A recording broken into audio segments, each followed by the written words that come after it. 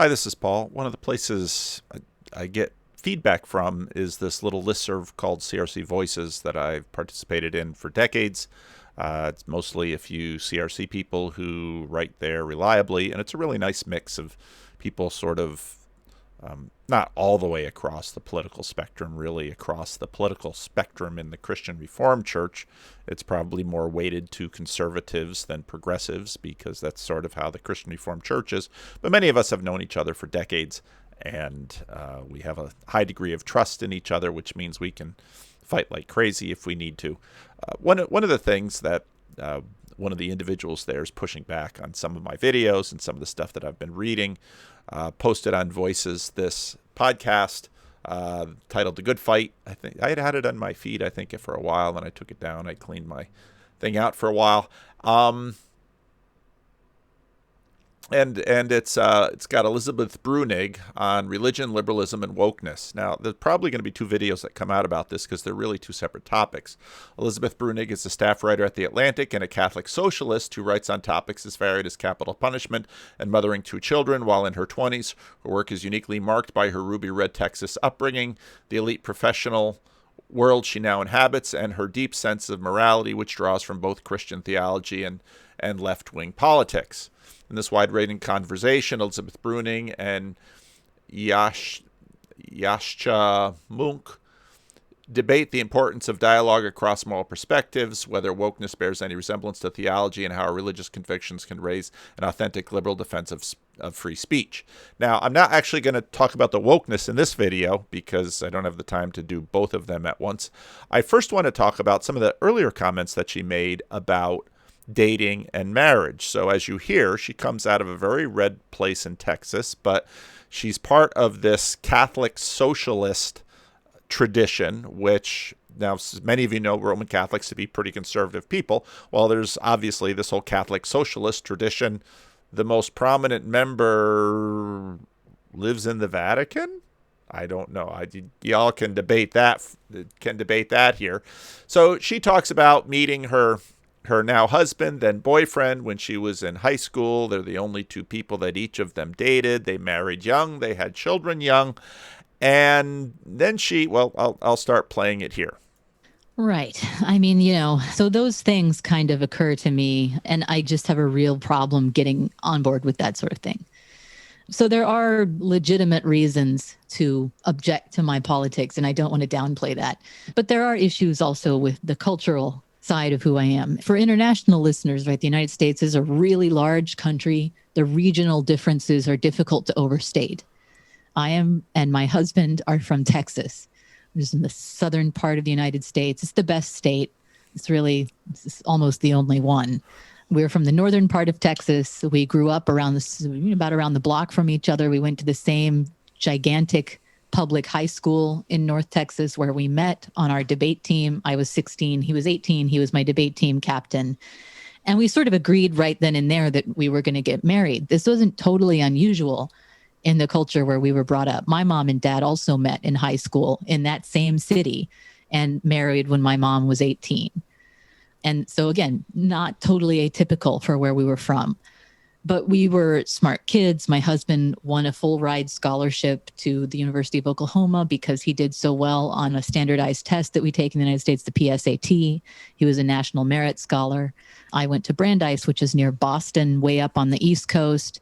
And he went to Boston University Law School, where he won another very large scholarship for public service because he wanted to do labor law. I won a Marshall Scholarship to go to Cambridge and study Christian theology, got my master's in philosophy. And so the fact of the matter is that we were two people who came out of North Texas in this culture that's traditionally conservative. It's a red state. It's a Republican state. It's a very Christian area. Actually, we come from Tarrant County in Texas, which is the most reliably red county in Texas. And then we wind up on the East Coast, which is this very blue, very liberal, very highly educated, not necessarily especially religious, especially in the professional classes place. And we just don't quite fit in. We got married as soon as we were done with our educations. We dated the whole time. My husband's the only person I've ever dated. We married when I was 23. I got pregnant when I was 24. We had our first baby when I was 25. We had our next when I was 28.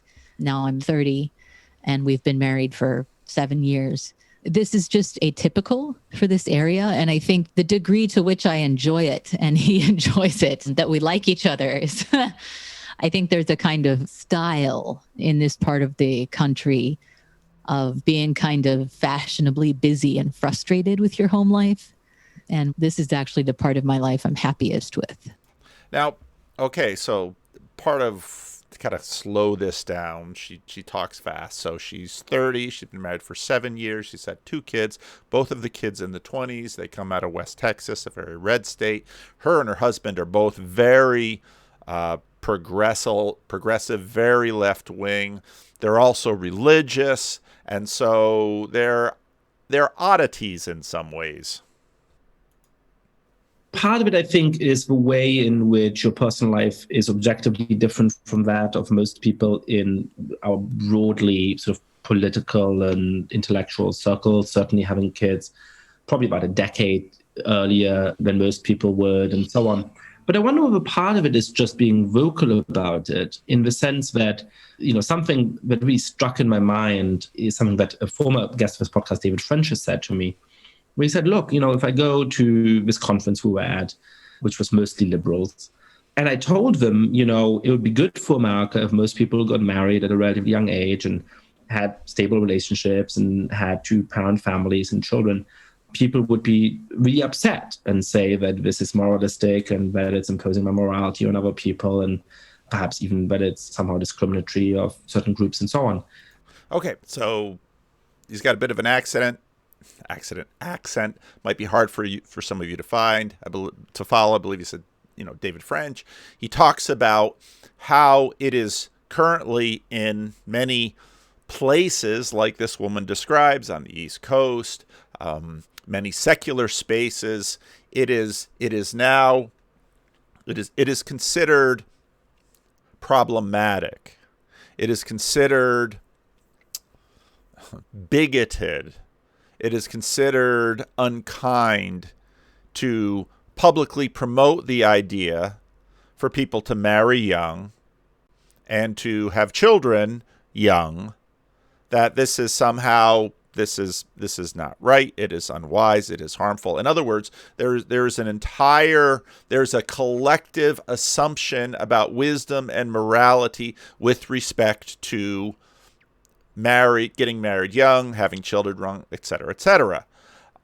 There's a lot that goes into that, and not all of it is unfounded, given, how smart are you at picking a spouse when you're 21 or 23 or 24? Maybe you'll do a better job at 30. Now, of course, because spouse picking is something that we leave our young people to do, obviously in past generations, arranged marriages, parents picked. Why would you leave something that critical and that important to people who don't know anything of life? But now, of course, we've had a youth revolution. We continue to have a generation gap. Older people are ill-equipped to understand the demands of life on younger people, so younger people are deciding, no, what we want is not only do we have adolescence, but then we have this new space after adolescence, which is college and beyond college, where it's basically your job to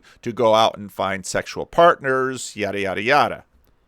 So let's contrast what she's about to say, which you don't know and I do, because I've listened to it already, obviously, with a little bit of this wisdom that we get from Chris Williamson's channel, talking about polygamy now from the perspective of a married man.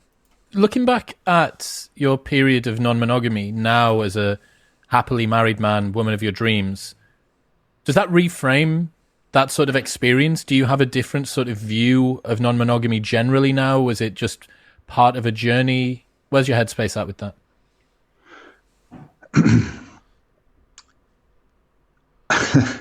It was definitely part of a journey. It was definitely part of like a deep learning practice. I mean, we all have jealousy to a certain extent. It's just inherent. And if you think you're not jealous, I dare you to get into a non-monogamous relationship where your sweetheart is getting fucked by somebody else and you're home alone and just imagining what's happening. Like, if you can do that, like, fucking get an ashram somewhere. Like, I don't know what it takes to be able to handle that. But, so you really confront the dragon. You confront the dragon of your own jealousy. Like, the thought of me being jealous in my current relationship now with Vailana is absolutely preposterous, because I've lived the worst case scenario. Like, I've lived the absolute nightmare of jealousy so many times that I'm liberated from that. It's just not in the spectrum of possibility. Now what's interesting here is that in many ways, if advising young people to marry young and basically surf the rough waters of relationships from within a marriage, rather than deciding to go out there with your surfboard and ply non-monogamy or however you want to frame it on your own, it's better to sort of keep the marriage pure by sowing lots of wild oats before. That seems to be the majority wisdom take. Now, it's implicit. I remember one of my sons going to college, and the assistant basketball coach, my wife and I were running we're working in the fireworks booth. That's how California, even despite our high taxes, or at least our high sales taxes, funds extracurricular activities in high school. They made a comment that when my oldest son, who went to a Christian college, what we should have done was given him an enormous box of condoms and say, don't come back until you've used them all. No.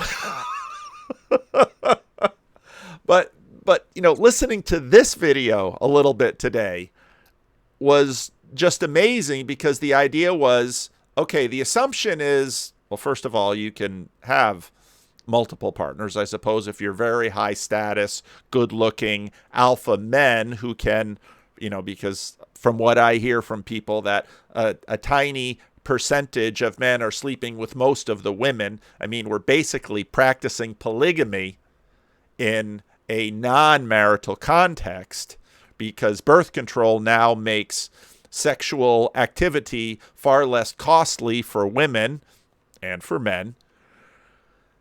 Now the assumption is, well, go out and, do your thing. And, well, if you're going to get through this, well, then you're going to have to get in terms of you're going to have to get in touch with not being jealous, or we can put it in sort of Eastern religious terms, not developing attachments to the people that you're sexually intimate with, even though we might just think about the idea that perhaps biologically, psychologically, feelings of intimacy and connection are in fact properly tied with sexual intimacy, but we won't go there because, of course, sexual intimacy is for experimentation and recreation. Of what I would actually worry about. And that's one of the beautiful things that you'll get from it. And that's what happens when you go head. Unless you fail the test of mastering your jealousy and you go out and beat somebody to a pulp and wind up in jail. No, this is sort of gaining self-control by avoiding incarceration. First into your deepest fears or your deepest challenges. It's like the ayahuasca of jealousy. You're in it. So that's beautiful. It's also beautiful that, I got to experience so many amazing people. And actually, I was only able to meet my wife and become friends because I had the freedom of a non-monogamous container. Like, if I wanted to go out on a friend date or whatever with Vailana, like, there was never any question because I had multiple other girlfriends. So it's not like there was an issue, I was really free. So I think it's a great path to overcome jealousy. It's also a great path if you're not quite sure. I loved Whitney a lot, but something wasn't just quite right. She's amazing. Whitney's fucking incredible, but it wasn't quite right for either of us. And we've both actually subsequently, since splitting, we're still friends, but both of us have really come into our own in a beautiful way. She's a country singer now, and she's like using her voice and she's recording songs, and songs are amazing. And I always wanted her to sing, but in our relationship, that never emerged. Like there was ways in which we weren't clicking for each other's future.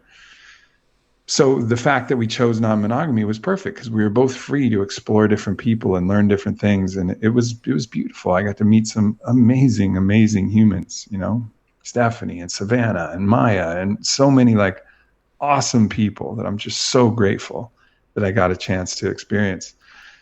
Now, when I listen to these two talk, now remember, this is modern wisdom. This is being given to us as wisdom, okay? And that's very different from the wisdom that we're going to hear now by this Catholic socialist that's on the other channel. But when I listen to these two, and when I watch, like I've mentioned, partly because I always give my kids the remote and say, let's watch what you want to watch, and I enjoy it too, because I'd say, you haven't averted your eyes, when we watch The Bachelor or The Bachelorette.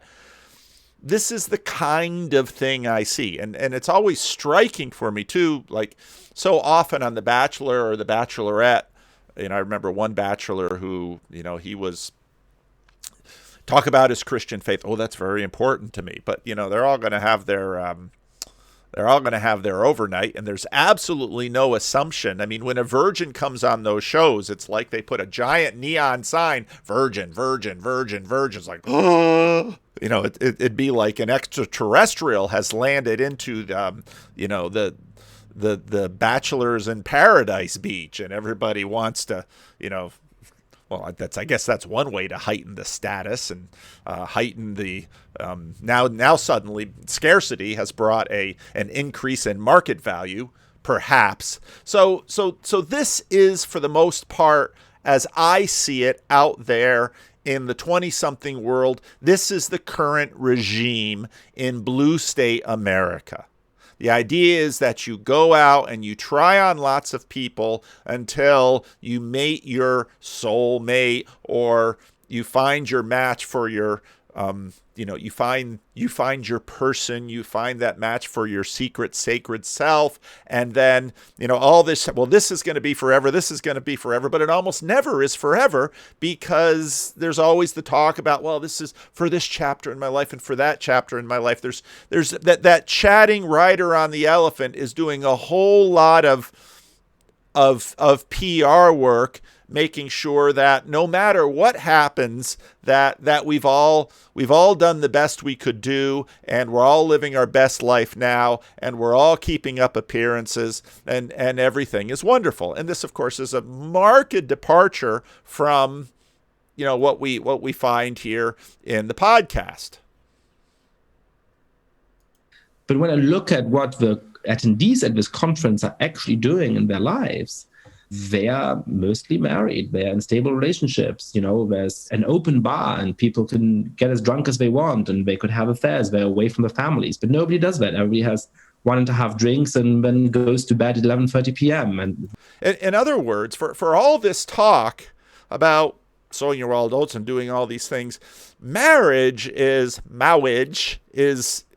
well, all of the elites. Why do we love Barack and Michelle? Is Barack out there being a randy fellow, hiring really sexy, is he managing to square the circle and both be an unapproachable, faithful married man and act like the governor of New York and propositioning? No. The women love Barack because he's faithful to his wife. And gosh, would sure love to sleep with a man who's faithful to his wife. It's like, wait, no, yes, there it is. And so they make the point that among the elites, and we've seen this again, they preach libertinism, but they live Puritanism because it works for them. Their own bed. And so there is sort of an odd thing where Actually, I'm in France at the moment as I'm recording this. France is a pretty messy country in terms of the lives people lead, including the elites of the Okay, France, he said. France is a messy country in terms of the lives that people lead. country, lead pretty messy lives. America is a country in which actually the lives that people lead in the elite often aren't all that messy. They are quite. The lives of the elite aren't that messy. They preach libertinism, but they live Puritanism. Now, there's just something about the there's something, well, someone could argue that, well, maybe a Puritan lifestyle actually affords success in life, therefore gaining in a more meritocratic society a chance to access elite ranges. Or maybe it's just because America continues to be in some ways far more conservative, which is kind of what they were complaining about, far more conservative, and therefore this is just the way Americans are. Traditional. Most of the people I know don't have kids out of wedlock. They, have pretty stable relationships. But now he's talking about the elite. And what we've seen over the last couple of generations is that having kids out of wedlock, now the lower classes and the working classes are doing this, and this is where we get into Rob Henderson's his conversation with Jordan Peterson. But if you follow him on Twitter, luxury beliefs, or let's say luxury morality, where it's too bad that and there's a lot to this. It is marriage and, let's say, a single income household where the wife can stay home. There's a lot about this in the Mars Hill podcast, which I haven't really dug into that, but so there's a lot going on here, and it's not just morality or religiosity. It does have to deal with economics. But again, I know many people, and I hear them in my consciousness Congress will say, well, but in fact, if you discipline yourself, you can live on one income. You just have to, maybe you'll homeschool, maybe you'll adjust your income in various ways. In other words, self-discipline and Puritanism does in fact pay off economically in the long run. And what happens in at least a broadly or to some degrees a meritocratic society is that hard work and self-control really will pay off. And maybe it will and maybe it won't. We certainly know that dissolute living usually doesn't get you anywhere unless you are already at the top of a rather stratified and rigidly stratified social society, so that you have the money to indulge in these luxury beliefs and skate around. But the political sin is not living like that. It's taking joy in living like that and saying that that's a good thing. Yeah, I mean, that sounds right. There's this long-standing argument about preaching what you practice and so forth among the professional managerial class. One thing I will say is that, the professional managerial class, when they do have kids, they settle down into these monogamous relationships. They have a glass of wine, they go to bed at 11:30, and they... And now I dare bet that I have no idea who Aubrey Marcus is. Probably some of you know, and you'll let me know in the comments, which I'd be grateful for.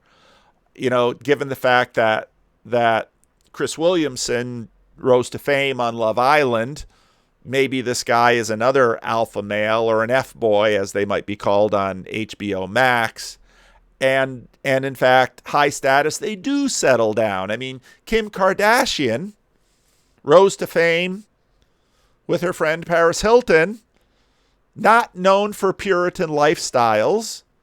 Of course, Kim and Kanye for a while settle in and become these idealized. I mean, that's sort of become the elite, the aspirational marital trajectory for Americans. That, play around, be non-monogamous, get into bed, but all the time be, longing for that special someone who is out there, and it'll be special and it will be for life, and all that idealism, all of that, that is what you shoot for. And then you grab the ideal at the marriage, and so you invoke all of the You invoke all of the religiosity and all of the symbolism because you're telling everyone this person is for life. And then maybe it will be and maybe it won't be. But when it isn't, you know that maybe that person was right for a time, but they weren't really the one. And so then you just kind of go through your life looking for the one until you get cynical and say, I'm not sure if there is a one.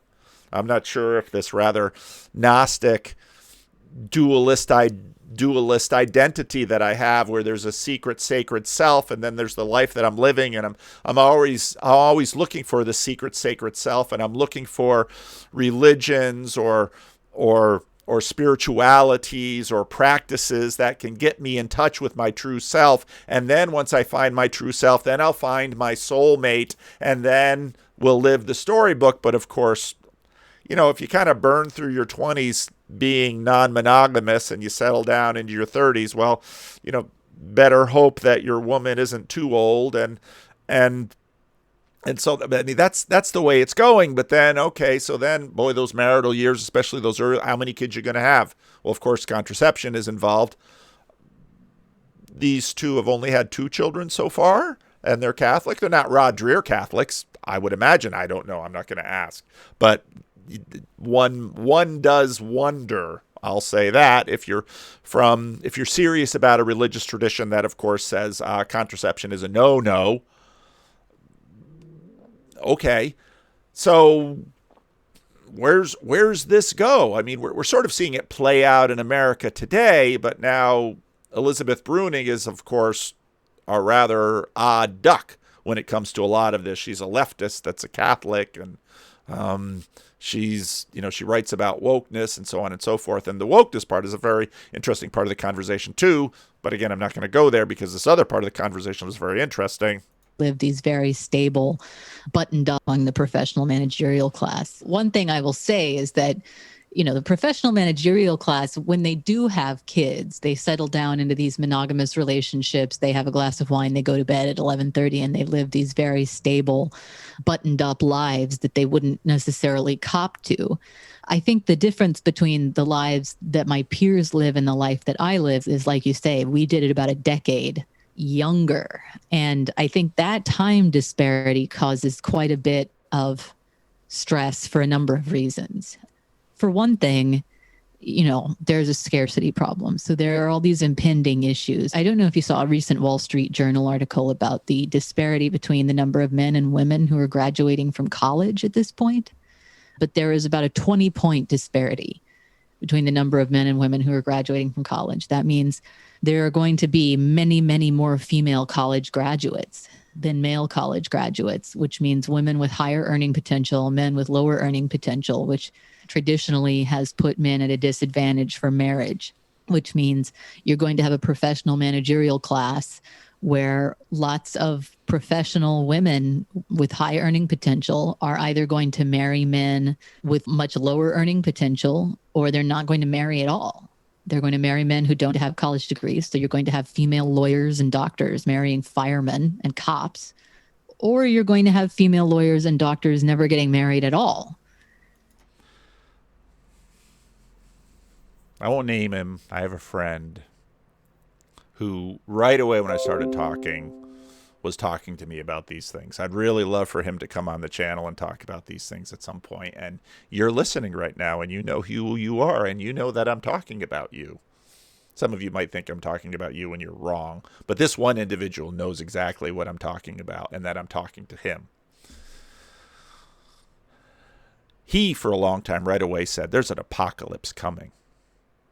And we're just seeing the beginning of it. Jordan Peterson mentions this when he says, women get into careers in their 20s, and they're thinking, they're filled with the imagination of meaning that their careers are going to make them happy and fill them with meaning. And then when they're in their 30s and then their careers, they're beginning to get a sense that this career isn't that meaningful. And sometime, probably in their mid-30s, they're keeping an eye on that biological clock, and some people have frozen eggs. And, now, of course, we're talking about managerial class elites here. And they're thinking, oh, I want a man. I want a husband. I want to have a family. I want this image out there, which, it's really amazing because we kick down at Leave It to Beaver and the Huxtables, of course, now with Cosby. It's just so ironic. But we kick down on these family shows, but just like Rob Henderson said, he goes to the elite universities, and you have all of these women saying, "Well, I believe that monogamy and marriage is a patriarchal institution." Well, what do you want? Well, I want to get married and have children. Oh, okay. Thanks for supporting the patriarchy. Oh, but I'm going to do it differently. There won't be patriarchy in that. We'll be, even in Christianity, we'll be egalitarians. Well, congratulations. I'm not exactly sure what that means, but I was watching the Family Feud. It's got on a YouTube Family Feud kick the other day, and surveyed 100 married men, and they will do blank for sex. And what was amazing about that clip is that none of the women knew the answers, and all of the men did know the answers. And the answers male gave were: men will beg for sex, ding. Men will kill for sex, ding. Men will die for sex, ding. They ask a woman: a man will clean for sex, bah. No, he won't do that. He might die and kill and beg, but he won't clean. And it was all just so true. So there's this impending apocalypse that right now it's out there, and I hear rumors of it. And I really should pull the gang together and do another dating, a generational handoff, marriage crisis video. But it's out there, and we're hearing whispers of it. And when my wife comes back from some retreat thing and says, "I know I have all these women. They're 35 years old, and they're saying there's no men out there, and why can't I find a man?" And my wife's like, "These women, they're attractive, they're successful, they're well put together, they're all these things, and they can't find a man." So then I said to my wife, "How much do they want these potential men to be making in their careers?" "Oh, well," and then I said to her, "Well, sweetheart, what if something happens to me?" My wife's very attractive. If something were to happen to me, my wife could very easily get remarried. And so I said, "Honey, if you were to get remarried, how much a year would you like your next husband to make?" Well, it was about 3 to 4 times what I make. And I said, "Honey, there's not that many men out there for these women." And then many of them are married already, and many of them are divorced. Some of them have children, and there's an apocalypse coming. And there are going to be, and this is exactly what my friend said to me 3 years ago, there are going to be a lot of women in mid to late middle age who are angry. And they're angry because they're frustrated. Because, well, here's the thing about a healthy culture. A healthy culture affords wisdom to people who have not had time in their biological lifetime to accumulate it. That's what a healthy culture does. It helps put the youth on a track where they will flourish long term. And what's happening now is a crisis because, well, let's look at these high status men. These high status men, when they finally decide that they've done the non-monogamy enough and are ready to settle down, they're good looking, they're exactly what watching any of the television shows says, this is the kind of man you want. This is the kind of man you deserve. And let's say these men are successful in their careers. They're really alpha. And they're, how much younger are the women going to be that they finally decide to settle down with? Mid to late 20s? There's a great video out there by OkCupid that I think it was in The Atlantic that put it out. And, sort of the title of it is Everyone's a Little Racist. But they also went to said, well, women are usually attracted to men that are about their age. What age of women are men attracted to? Early 20s. So these high status men are going to do what? And women who have waited, the longer they wait, the tougher it's going to be. Well, what they're going to have to do is in some ways settle. But there's a lot of interesting research about marriages where the women make more than the men. Now, there was a couple that used to be at this church. They're still friends of mine. They're wonderful people. She got a law degree. She was a legal shark. I remember playing board games with her, and she was a lawyer by birth. And she married a man who was an artist. And he was many of the things that she wasn't, and they eventually had a child, and he was the stay-at-home dad, and the marriages worked well. And so I'm not saying it can't happen, but that's sort of the point of statistics. Everybody wants to be an outlier, but being an outlier is an achievement in many ways because there are real social factors that create the kinds of things that we see. And so what are we going to do as a society? And I think this delay thing where you wait until you're 30, 32 to get married, and then you're 35, 36, 38, 40 when you have a baby, that was kind of the sweet spot where you got to do everything. You got to graduate, you got to go to grad school, you got to have the career, you got to save up and kind of have your fun and your own identity and get really stable and comfortable. And both parties could bring a lot to the marriage. And then you combine households and you have a ton of money to start off with. And some people they're working that, they're making it work. But there's also this sort of selection bias that we always do. And I illustrate this by when I bought a Subaru Outback, and it was a blue Subaru Outback in 2013. And after I bought the car, I never knew there were so many Subarus out on the road. I had no idea there were so many blue Subaru 2012, 2013s out on the road. And why didn't I see it before? Well, it's because I just bought one. And recently I bought a Mazda. And now I look around and there's just Mazdas all over the place. Well, did the actual number of cars on the road change? No. I paid attention. My filters were changed by my buying decision and what I was buying. And I mean, human beings are funny this way, but I know people in their 30s women that have decided to do in vitro and be a single mother. They Murphy Browned it. Not easy. I see women who are divorced with children in their mid 30s. Now, did see there you practice the other one. How did that turn out, huh? Yeah, they're struggling.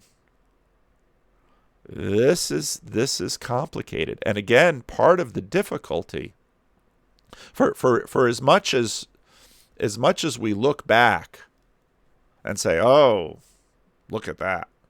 That's horrible. What we got on the plate right now, well, maybe for the people who are able to really play this game well, it will work out well. And again, part of what I see is, so I look at the different schools that are here and around, and so I have a chance to be in schools in poorer neighborhoods that are mostly filled with immigrants, and their children don't have many allergies, and the families are struggling and so on and so forth. But And then I go into the schools of choice, where, these are sort of specialty schools in the district that people want to get their children into. And those schools are getting whiter and whiter. And the parents of the children get older and older, and they have better and better homes because they were able to, quote unquote, do it right, to have all that experimentation in their 20s, and to get to get into the right college, to get the right degree, to get the right job, to put money in the bank, to get the house in a desirable neighborhood, to get their child in a nice school. And they will only have 1 or 2 or maybe 3 children. But what you don't see are all those who kind of fumbled the ball at some point or another. And you do see some of them because, well, you need to have both of the parents in for separate parent-teacher meetings because the parents don't get along. It's challenging. Only kind of loose end that you had to nail down, very save up and kind of have your fun and your own identity and get really stable and comfortable. And both parties could bring a lot to the marriage. And then you combine households and you have a ton of money to start off with. And the only kind of loose end that you had to nail down very quickly was fertility, sort of the declining female fertility. This introduces a whole nother hitch into that life plan, which is now you're dealing with, well, getting a male in there who is actually college educated and has a bunch of net worth and so forth to bring to the table is going to get increasingly difficult. And so there's this rush issue, why there's going to be a kind of time crunch, which makes it more difficult to nail down your graduate studies and get your stuff together and do the things that you want to do, like travel and date and really figure out what you want in life before you get married, have all the net worth, have the baby, etc. So I think there's a huge amount of anxiety for young women who are educated and who want to lay out their lives neatly. The difficulty with anxiety is maybe you're right to be anxious, and then some of you will do it and some of you will fail. And so anxiety will become resignation or anger in this way. And I think they're well aware of the challenges ahead of them. And, having someone be like, just marry someone that you really like when you're really young and then, kind of figure it out together as a unit is just really obnoxious. It just feels really obnoxious. My parents. It feels obnoxious, and it's hard because, again, and my wife and I talk about the fact that when we were married in the 80s, in the late 80s, we were both deeply embedded in a culture where,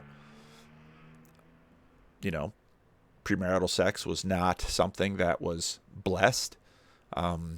In some ways, you marry for getting your free sex license. My wife, I was 25. My wife was just about ready to turn 22. And hey, my wife and I, there are many years when I didn't think my marriage would hold, and that's a reality. But we both were raised and formed in cultures that said, you really work at this, you stick to it, and you don't leave. And, now at this point, I'm very glad that, there were a number of patches in the marriage that were really tough, but we stuck at it and we worked at it, and you can make it. And again, there are marriages that should end. I'm not one to say divorce is, I'm not one to say that divorce isn't sometimes a better option.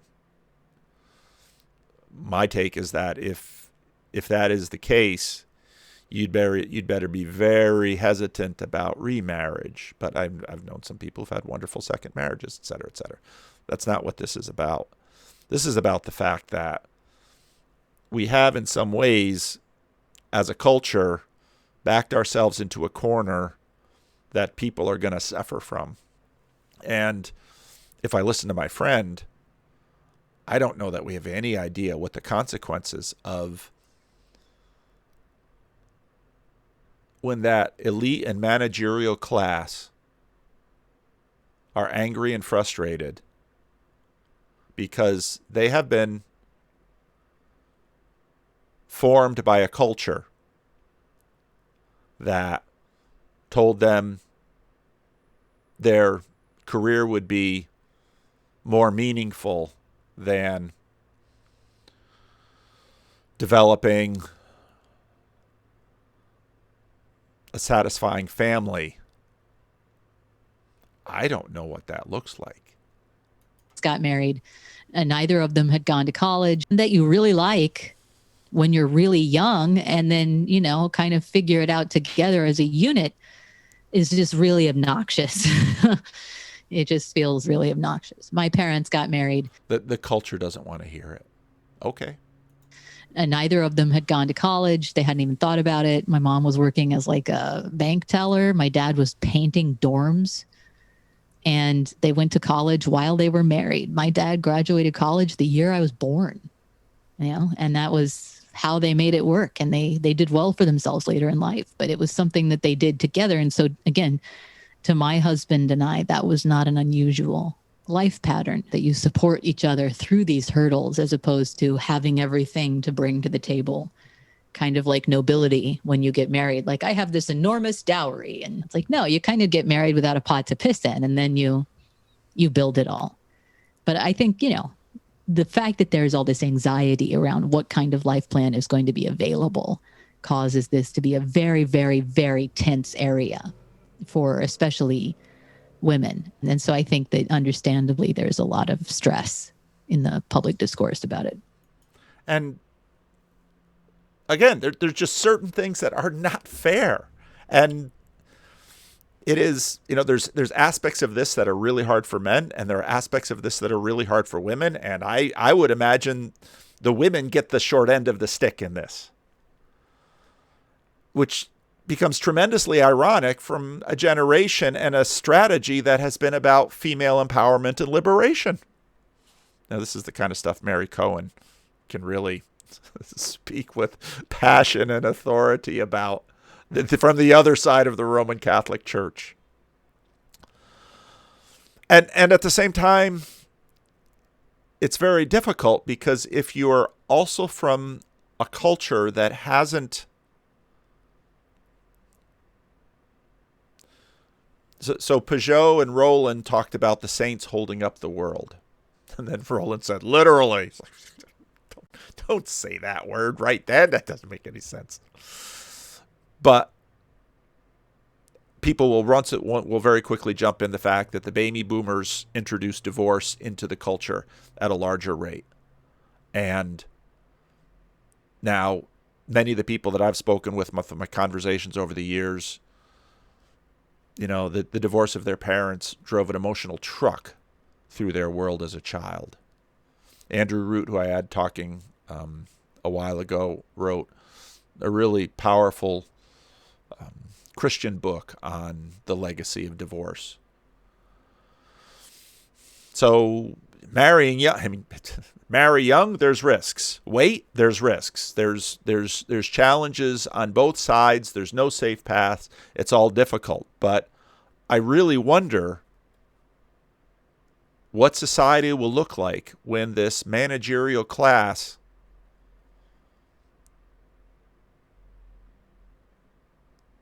of high status, high earning women there's sort of the pig and the python in the generational conversation. What that's going to look like. How angry will they be? If I believe my friend,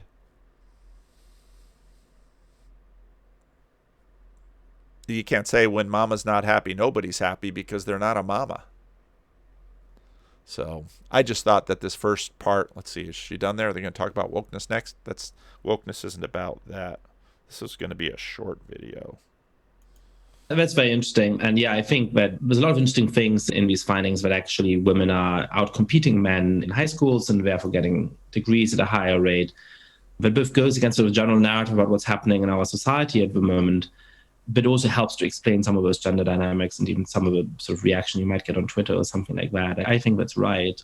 We had a little bit of a chat before the interview, and you said it really annoys you when people liken wokeness to a religion. And all right, that's what, hopefully, if I follow up with the next video, that'll be that part of the conversation. So I'll leave the link below and the link to Chris's video. And, you know, I haven't finished listening to this video either. I'm now, you know, just listening.